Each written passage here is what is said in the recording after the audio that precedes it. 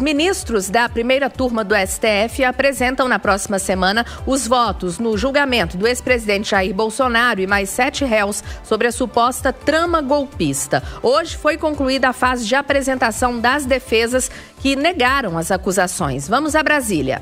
Hoje aconteceu o segundo dia de julgamento do ex-presidente Jair Bolsonaro e de outros 7 aliados acusados de uma suposta tentativa de golpe após as eleições de 2022. O julgamento agora vai ter uma pausa e será retomado na próxima terça-feira, dia 9, quando começa a etapa mais importante, que é a votação dos ministros do Supremo Tribunal Federal. O primeiro a votar será o ministro Alexandre de Moraes, por ser o relator do caso. Ele vai decidir se condena ou absolve os réus. Caso opte pela condenação, deverá definir a pena de cada um dos 8 acusados. Em seguida, votam os ministros Flávio Dino, Luiz Fux, Carmen Lúcia e, por último, Cristiano Zanin.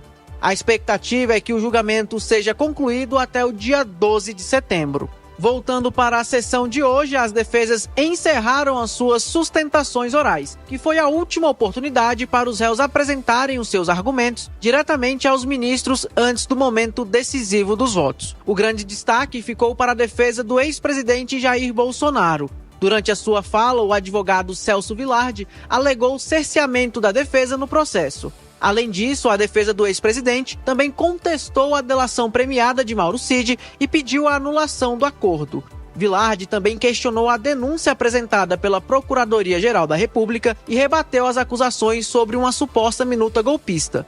Vamos ouvir um trecho do que disse Vilardi. Então, se a acusação levou uma minuta, como disse o procurador, que eu vou provar que não é uma minuta, para os comandantes do Exército, e eles não apoiaram, e aí, portanto, não teria tido o golpe, o que estava acontecendo no dia 15 de dezembro?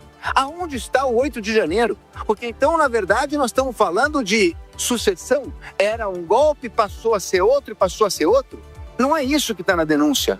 Eu estou demonstrando aqui o que está escrito. Aliás, uma fala do procurador com data vênia, mas absolutamente contraditória, diz o seguinte: o golpe não se consumou pela resistência do Exército e da Aeronáutica, mas atingiu seu auge, aspas, atingiu seu auge com a perseguição de pessoas. Mas se ele não se consumou, como é que ele atingiu seu auge? A defesa de Bolsonaro decidiu realizar a sustentação com 2 advogados. Então, após a fala de Vilardi, Paulo Bueno assumiu a condução. Ele afirmou que Bolsonaro jamais tentou dar um golpe de Estado e que fez uma transição pacífica para o governo eleito. Que os atos posteriores do presidente foram totalmente voltados a desestimular seus apoiadores e seus eleitores a qualquer forma de não reconhecimento da vitória eleitoral do presidente Lula.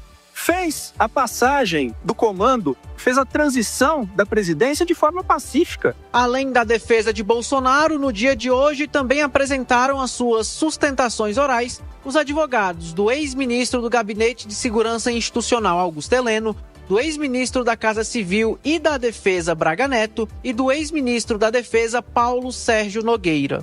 O julgamento também teve momentos de descontração. Em um deles, o advogado Andreu Fernandes, que defende Paulo Sérgio Nogueira, acabou citando a sogra dele no meio da sustentação oral, o que arrancou risadas do plenário. E aqui, eu lembro minha sogra. Minha sogra fala às vezes assim, às vezes as palavras são como um punhal, às vezes as palavras são como uma arma, machucam, dói, né? E por que lembrei da minha querida sogra? Porque... Eu tô curioso. A sua sogra fala isso ou as palavras dela são um punhal? Não. A minha querida Dona Zilda tem um amor profundo por ela. Durante o julgamento de hoje, nenhum dos réus compareceu presencialmente no STF. De Brasília, João Rosa.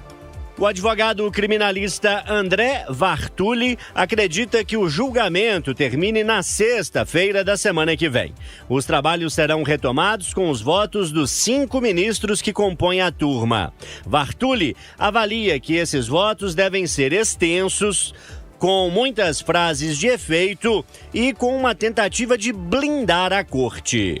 A minha expectativa para os votos de semana que vem é que sejam votos longos, extensos e com muitas frases de efeito. Nós podemos esperar não só uma análise daquilo que aconteceu ali sob o olhar jurídico de cada magistrado, como também, parcialmente, penso assim, Em cada teor do voto haverá uma carga de autodefesa, porque implica necessariamente o comportamento dos ministros e o Supremo Tribunal Federal, que foi atacado naqueles acontecimentos que nós sabemos bem. Ao final desse julgamento, em caso de condenação de um ou mais réus, eles são imediatamente presos? Isso depende do voto de cada ministro?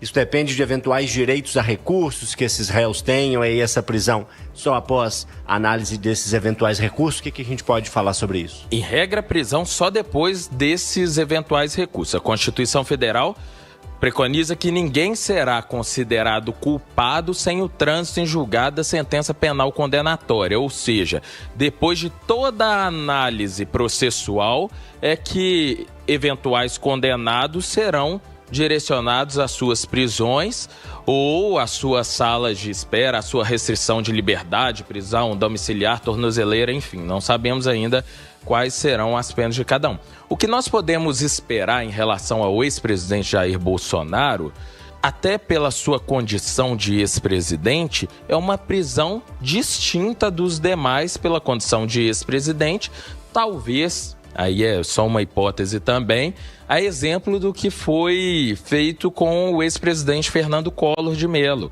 que em função da idade avançada, mais de 70 anos e problemas de saúde, talvez haja alguma definição distinta proposta pelo relator, pelo ministro Alexandre de Moraes. Nós temos também o artigo 319 do Código de Processo Penal, que prevê medidas alternativas ao cárcere absoluto.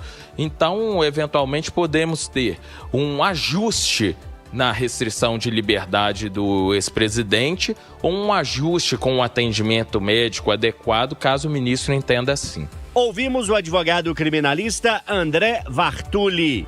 Repórter João Felipe Lolli.